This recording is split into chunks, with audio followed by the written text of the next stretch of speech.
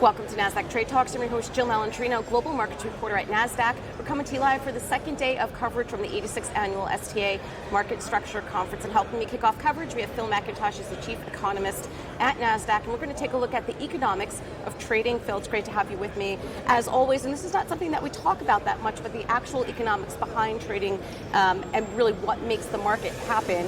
One of the things that you talk a lot about in your newsletter is the rebate debate. Tell us more about that. Yeah, I mean, I guess what we've been doing a lot of lately is research with the data to try and understand what makes trading better for investors. And one of the things we found a while ago is that the way exchanges work, where we actually offer a rebate to somebody to post liquidity and put a price in the market, creates competitive spreads. So the buyers and the sellers want to be on the exchange, want to have prices that are public, and that benefits everybody because it makes it cheaper for someone that comes in to try and get liquidity to trade.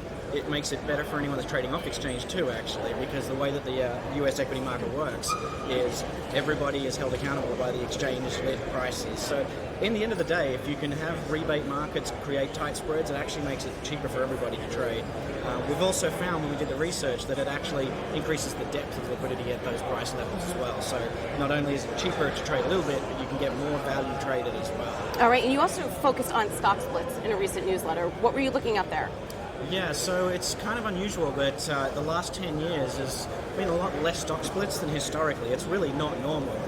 There's some research that shows from the Depression almost 80 years ago through to 2008, the average stock price in the US large cap was $35 to $40, and companies would keep splitting to get back to that level, and all of a sudden that stops. And so you've got a really strong drift higher in stock prices because there's no splits. You've got stocks like Amazon, nearly $2,000, Google, so $700, $800. And what that does, it creates some real tradability problems for the customers I talk to on the buy side trying to trade big institutional orders. And the reason is that we have a 1 cent spread, or 1 cent tick, but not necessarily a 1 cent spread. So Amazon's an interesting example. It trades 60 to 80 cents wide. So the difference between the bid and the offer is 60 cents. At that point, the rebates that we just talked about, really from an economic perspective, are immaterial, so they're not really helpful to attract liquidity into the spread. But what's more important is the fact that in the American market, you only show investors the 100 share lots. Right. And that was done in the old days to make sure that there was some value on the touch.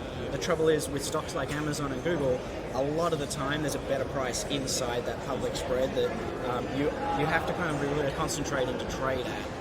And so the industry has been looking at that. It's one of the topics that we're talking about here at STA, the odd lot problem.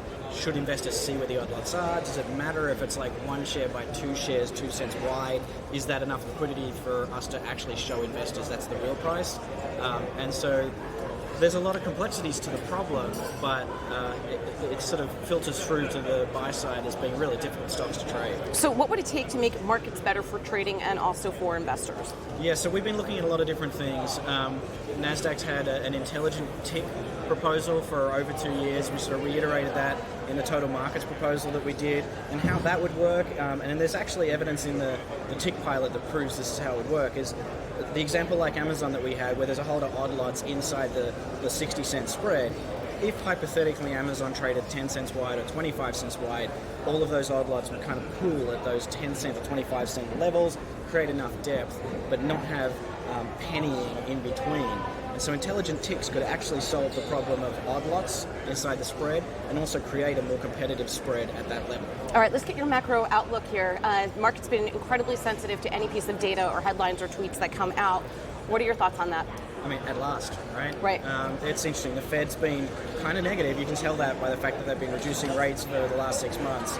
So they're looking at data that's pretty negative. The bond market has been repricing 10 years. We've got the inverted yield curve now for weeks and weeks, and that's got more negative in the last couple of days. So the bond market's pretty negative on all the data. The real question is, why is the stock market still so high? And I think the answer is the services sector data has been quite strong.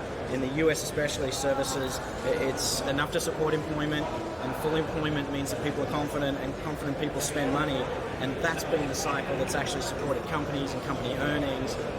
The problem is right now, the global data, which is the more negative data, might be starting to filter through to America.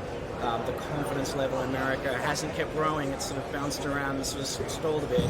So today we're looking at some of the data on confidence in the consumer, and I think that's where people are starting to worry that maybe there is signs of a capitulation, slowdown in employment here, slowdown in consumer confidence. If that leads to a slowdown in spending, it's not great for corporate Well, I earnings. mean, look at the ISM data that came out this week. I think that's really what's spooking the market, because you're not getting money being invested back into companies, into R&D, into investment in infrastructure.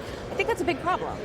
Yeah, but some of the dinners that I've been having with issuers have been saying, like, we're close to full employment. It's kind of hard to do anything new because there's not that many people to employ to put into new projects either. So it's a little difficult for companies when there's such a lack of extra capacity in the market and in the economics of the US industries to build new things and do new things either. So we're kind of a bit constrained right here.